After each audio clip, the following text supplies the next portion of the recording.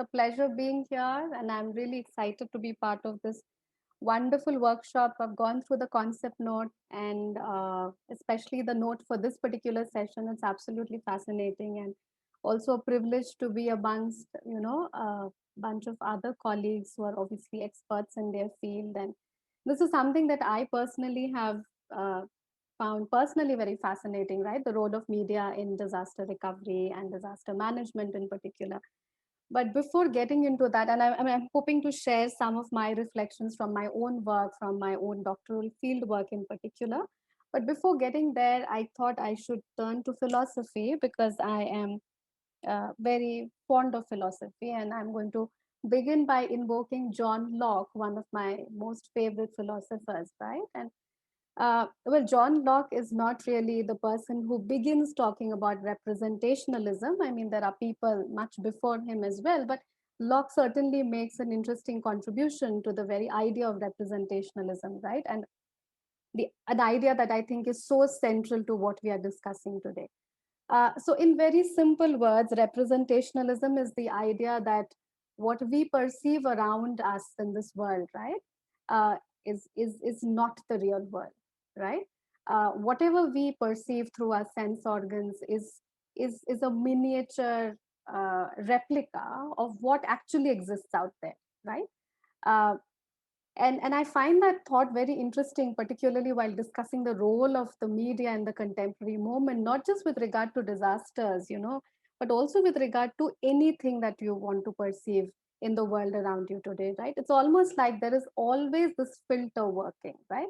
It's almost like you can never know how things actually exist, but it's always about how the filter is acting on it and telling you how things actually are, right? So it's always a filtered perception, and there is perhaps no real perception of what's actually going on, or no perception of what actually is the case, right?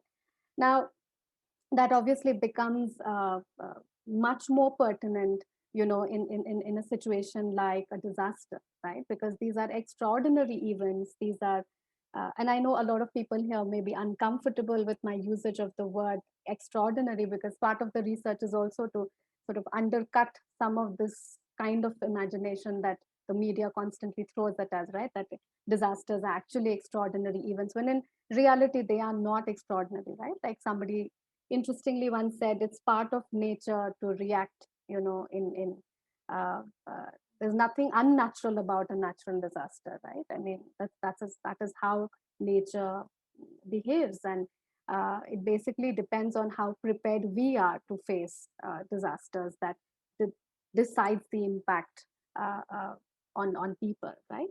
uh, but uh, so coming back to the whole centrality of the media in disaster management, uh, I want to begin first by talking a little bit about why I think the media is such an important stakeholder in disaster management. Now, when I began my PhD work, the research question that I was primarily interested in is to do with how cultural groups, when I studied the Rashtriya Swayamsevak Sangh, a very political, controversial organization in India, and one of the things that I really wanted to find out is how do they go about politically mobilizing people once disaster through processes of relief and through processes of reconstruction and recovery, right? uh, and with that question, when I actually started looking at resources, primary resources, I started my field work talking to people.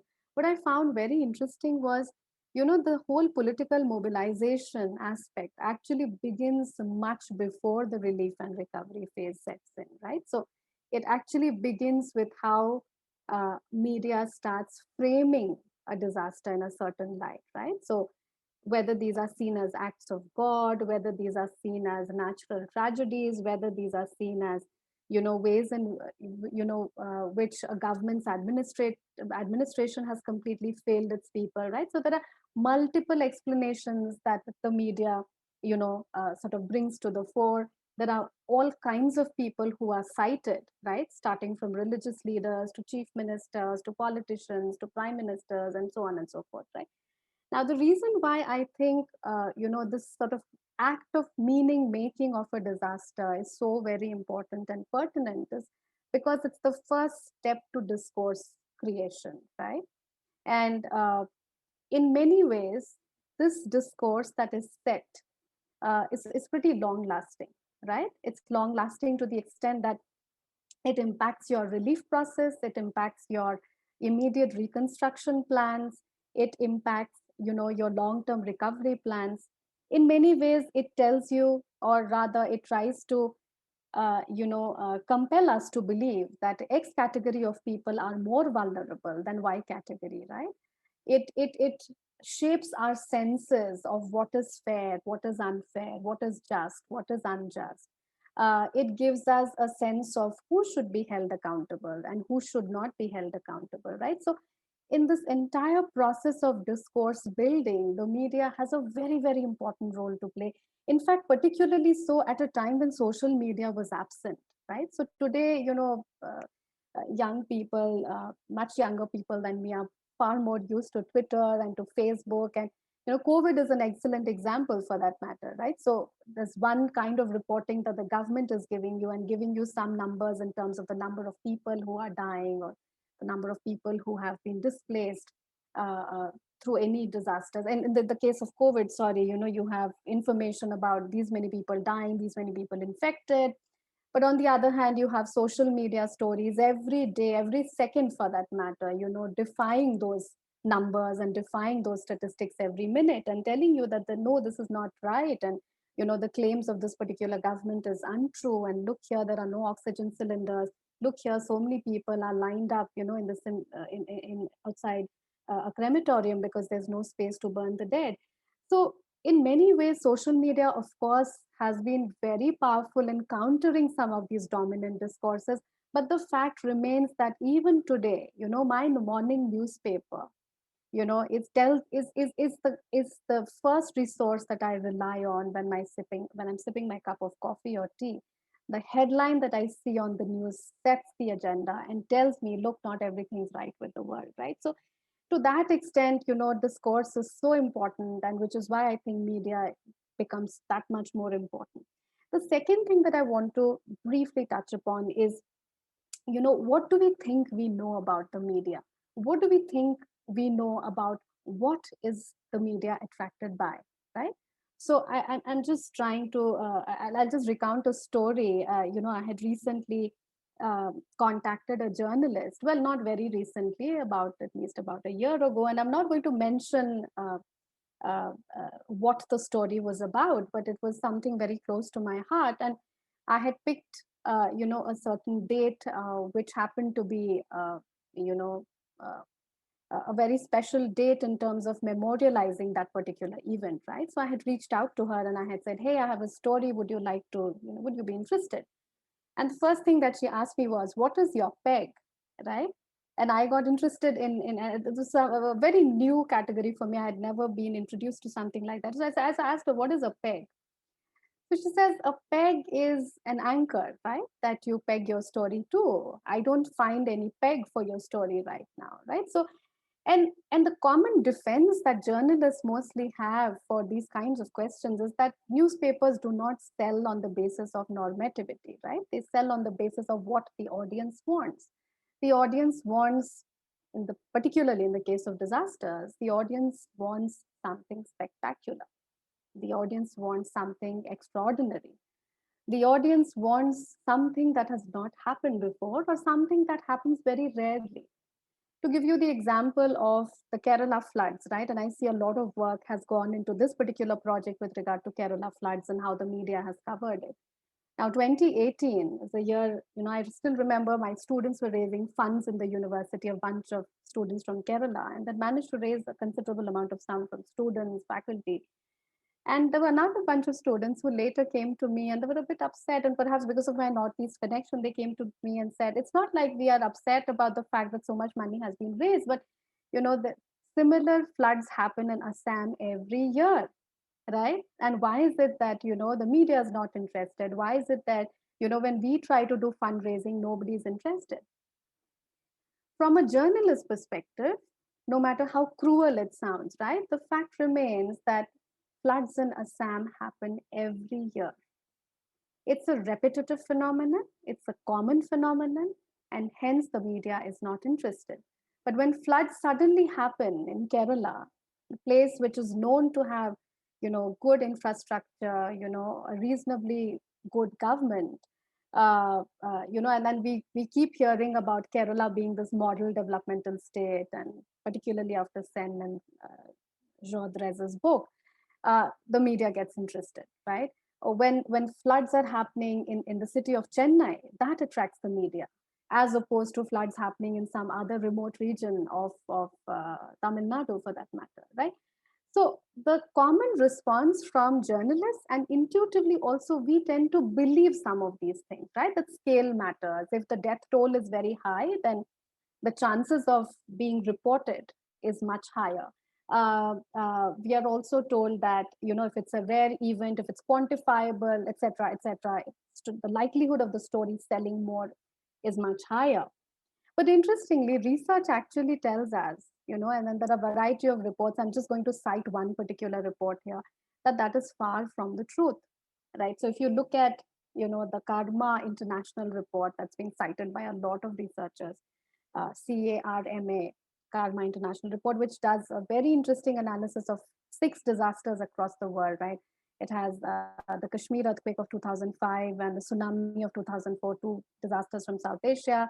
It analyzes Hurricane Stanley, I think, in Central America, Hurricane Katrina, the earthquake in Bam, and I'm forgetting the 6th one. But anyhow, one of the central findings of that report is scale actually does not make a difference, right, in terms of media coverage.